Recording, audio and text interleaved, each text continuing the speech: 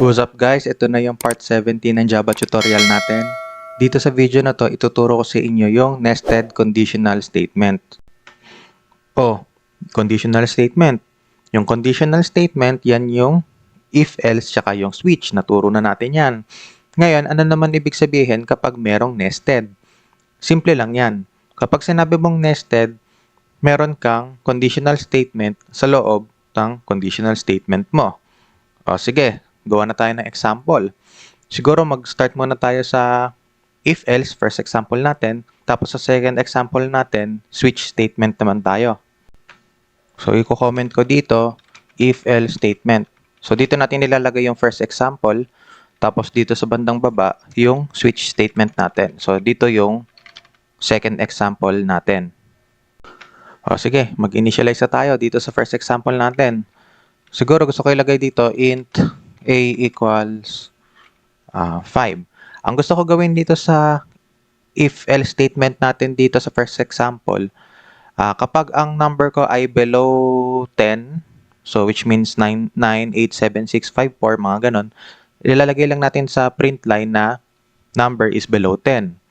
Tapos, kung number ko naman ay 10 to 19, lalagay ko number is below 20. So, ganun-ganun lang.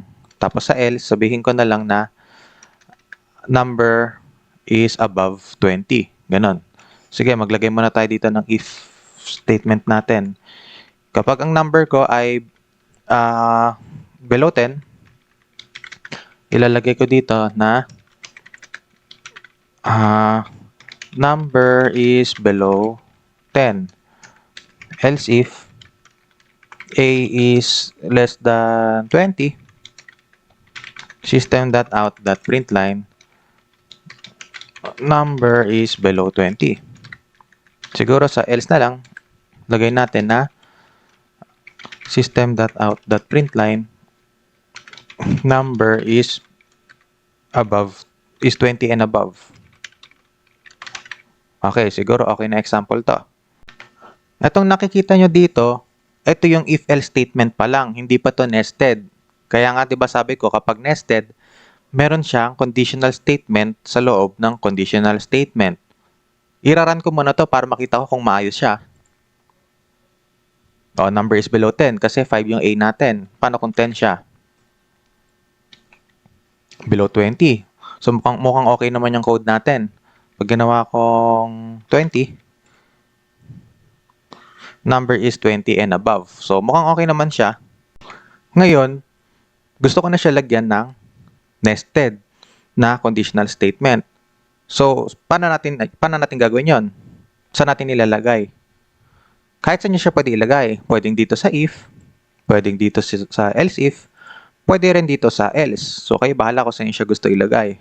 So, siguro sa example na to, ilalagay ko siya sa loob ng if dito. So, pwede nating iwan to or pwede niyong burahin to, kayo bahala. So, iwan na lang natin dyan. Tapos ngayon, maglagay pa tayo ng panibagong conditional statement sa loob ng if natin. Ganyan. If, sabihin na lang natin na kapag eksaktong 5 siya, mag-print tayo ng sabihin natin number is exactly 5. Yan. Tapos, copy na lang natin to para sa else if natin. Dito, kapag saktong 7, sabihin natin number is exactly 7. Tapos dito sa else, burahin na lang natin to.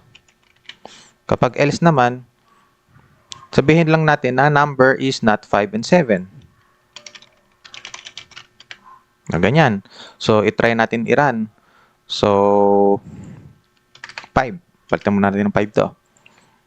Run. Number is below 10. Number is exactly 5. So, anong nangyari? Binasa mo na yung yung first na conditional statement. Itong if. Ang 5 ba natin, kasi A, di ba? Equals 5. Ang 5 ba natin ay less than 10? Gumana siya. So, ngayon, papatakbuhin mo yung code sa loob ng curly braces mo. So, tatakbo to, system.out.println, number is below 10. So, tumakbo nga. Tapos, meron ka pang conditional statement ulit sa loob. Titignan niya kung equal ba siya sa 5 yung A mo. Equal ba siya sa 5? Oo. So, tatakbo to. So, kaya nabasa niya na number is exactly 5. So, paano pag ginawa nating 7? Ganun din. Tumakbo mo na to kasi nakita niya na ang 7 ay below 10. So, pinatakbo niyo tong number is below 10. Ngayon naman, dito sa ano natin, sa conditional statement sa loob ng conditional statement natin, tinignan niya muna to. Ang 7 ba natin ay equal sa 5? Hindi. Ang 7 ba natin ay equal sa 7? Oo. So, patakbuhin mo yung code sa loob. Kaya tumakbo tong number is exactly 7. O, sige, last. Siguro gawin nating 2. O, 2 less than 10? Tama. So, patakbuhin mo yung code. Dito sa loob ng curly braces natin. Tumakbo to. Hindi to tumakbo kasi hindi siya na-satisfy. Hindi rin to tumakbo kasi hindi naman equal sa 7 yung 2 natin. Etong else, dito siya tatakbo. Kasi dito natin itatapon yung code natin pag hindi na-satisfy yung mga nasa if natin tsaka else if. So, kaya tumakbo tong number is not 5 and 7. Number is not 5 and 7. So, nagigets nyo? Hindi kayo limited dito sa isang variable lang. Pwede kayong magdalawang variable. Sige, gawa tayo. Last example na talaga. B. Tapos, gawin natin 7 to. So, babasahin muna natin bago ko i-run para makita natin kung paano siya tatakbo. So, nakita ng ano natin, program natin, if A less than 10, ano ba ang A natin? 2. Ang 2 ba ay less than 10? Oo. So, patakbuhin mo yung code block niya dito. So, ngayon, dito tayo mag-start. Number is below 10. So, kaya mararan to. Tapos, ngayon, palitan natin siguro ng B to. Yan, palitan natin ng B. So, ngayon, titignan naman dito, ang B ba natin equals 5?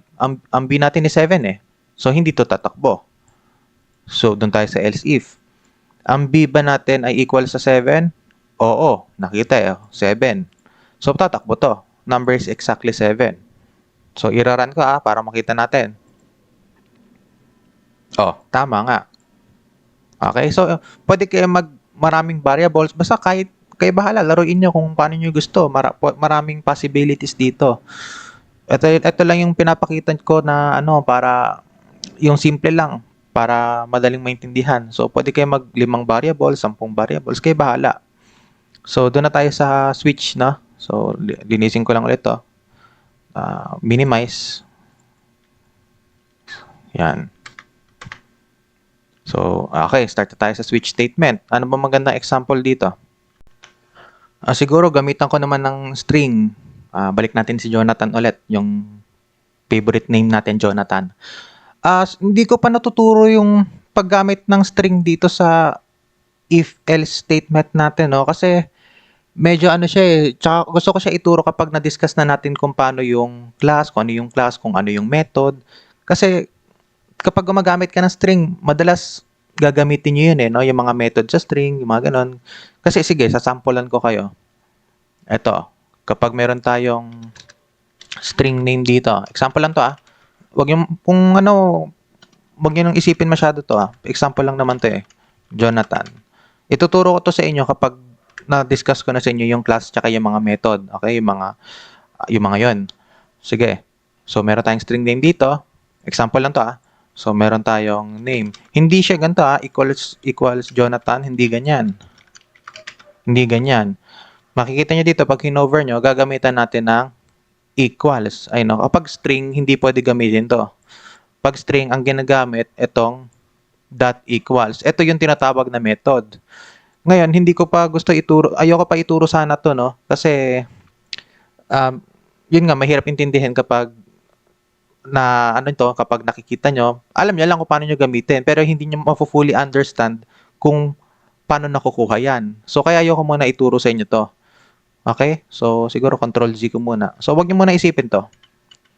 Babalikan naman natin lahat yan pag naturo ko na yung class, methods, yung mga package, yung mga yon. Sige. Ano ka na, balik na tayo dito sa switch statement natin. So, lipat natin si Jonathan sa baba. Yan. O, tapos, ano ba magandang ano dito? Siguro kahit 3 case na lang para mabilis lang. Sige, switch tayo. Switch. Switch. Small letter pala. Bakit naka-capital yan? Name. Yan yung gusto natin i-compare. Tapos, gawa tayo ng mga cases natin. So, case. Anong name? Dito siguro sino ba yung mga pangalan na ano yun? Si Karen. Yan, si Karen. Kapag si Karen siya, lagay natin na si Karen siya. My name is Karen. Yan. Tapos, i-break natin. Huwag niyo kakalimutan yung break ha. Para hindi magtuloy-tuloy yung code. Copy. Paste. Paste. Tapos dito si Noel. O si Nestor. My name is Nestor. Tapos dito, si Jonathan. My name is Jonathan. Tapos sa default, yan yung else natin dito sa switch. Ilagay lang natin na my name is default. Hindi, sabihin na natin na ano siya, na not listed. Ibig sabihin hindi siya nakalista dito sa mga keys natin. Okay? Pwede nyo lagyan ng break or pwedeng hindi na. Kung naaalala nyo. Okay. Etong nakikita nyo dito na ginawa natin, ano pa lang to? Simpleng ano pa lang, switch statement. Wala pa yung conditional. So, paano natin lalagyan ng conditional statement yan sa loob? Kung gusto nyo siya lagyan ng conditional statement sa loob, dito nyo sa case ilalagay. Kasi yan yung pagbabasihan natin. Yan yung i-compare natin eh. So, sabihin natin, eto si Jonathan, di ba? Kapag si Jonathan yung tamang case, ang gusto kong gawin ay pwede natin siya lagyan ng curly braces. Pwede yan lagyan ng curly braces, tapos lagay niya sa loob yan. Kahit one line code lang, pwede kayo maglagay ng curly braces. Ganyan. Yan. Yan. Pwede naman yung ganyan kung gusto nyo. Okay? Pero, usually nilalagay ko tong curly braces sa kapag maraming lines ng code. Pero, maganda din na good practice na lagi nyo ding nilalagay yan yung curly braces kahit one line yung code nyo. Lalo na dito sa if, kasi pwede din yan dito sa if kahit walang curly braces. Ayan, basta ang isa lang yung line ng code nyo, pwede yon. Pero magandang practice talaga na merong curly braces para hindi na nakakalito. Tsaka siya yung, halimbawa, gusto nyo magdagdag ng bagong code, hindi na kayo magdadagdag ng curly braces. Okay? So, siguro lagyan na natin dito ng curly braces para mas consistent siya tignan. Yan. So, dito tayo kay Jonathan. Ang gusto ko gawin kay Jonathan, sabihin niya na my name is Jonathan, tapos tayo dito. Maggagawa ulit tayo ng bagong switch. Ano ba magandang dito? Siguro gawa tayo ng age. Int age. Ganyan. Siguro age ni Jonathan 18. Ganyan. Gawa tayo ng ganyan. Tapos ngayon, kapag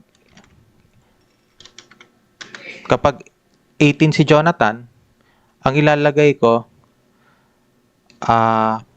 saktong 18 siya. So, gawa tayong case. So, 0. Siguro 0. Lagyan natin ng 0. Ganyan.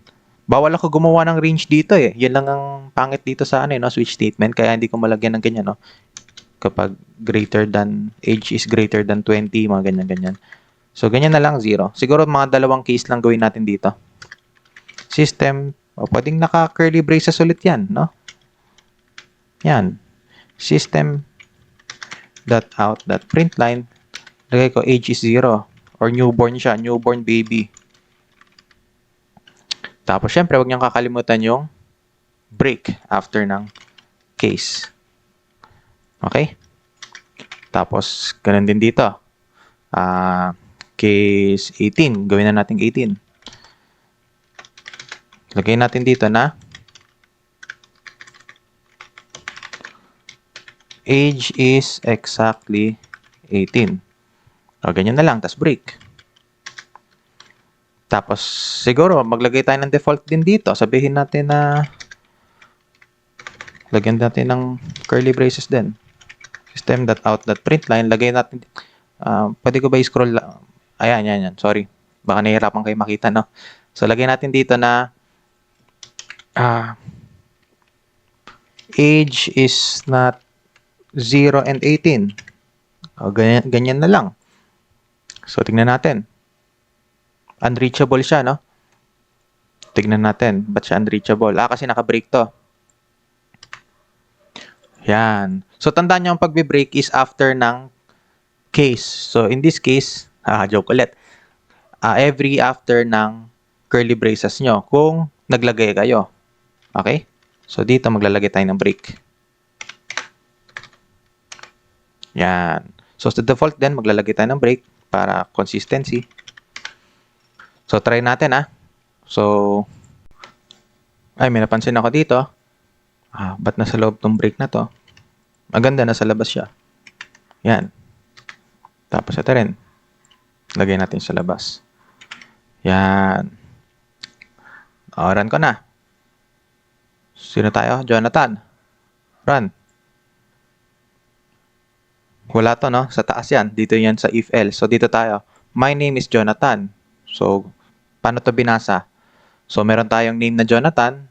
Meron tayong age na 18. So, meron tayo sa switch.